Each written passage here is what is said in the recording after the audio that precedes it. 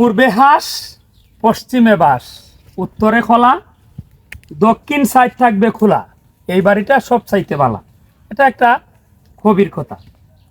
দক্ষিণ সাইড খোলা যে থাকবে এটা না, দক্ষিণ সাইডে আপনি নিম গাছ রোপণ করতে পারেন। আমার এখানে আমরা বাণিজ্যিক বাগান করতে আসছি, আইসা আমার অনেক ভালো লাগছে। আমার অনন ভাইয়ের বাগানে এই যে দেখেন 2টা নিম গাছ রোপণ করা হয়েছে। আমরা যেই জায়গায় ফলের গাছ কিংবা কাঠের গাছ রোপণ করি, আমাদের বসত বাড়িতে কিংবা যে কোনো জায়গায় যদি আমরা গাছ রোপণ করি, গাছের ফলের গাছের সাথে কাঠের গাছের সাথে অবশ্যই কয়েকটা ঔষধি গাছ রোপণ করবে, যেমন নিম, আমলকি, বহেরা, হর্তকি, এরকম ঔষধি গাছ রোপণ করলে এটা আমাদের বাড়ির ডাক্তার হিসাবে কাজ করে। এই যে নিম গাছটা, এটা আসলেই এই ফিশারির দক্ষিণ পাশে লাগানো, যে কারণে আজকে ভিডিওটা করা। যে দক্ষিণ পাশে যদি একটা নিম গাছ থাকে তাহলে এটাকে আপনার বাড়ির ডাক্তার মনে করতে পারেন।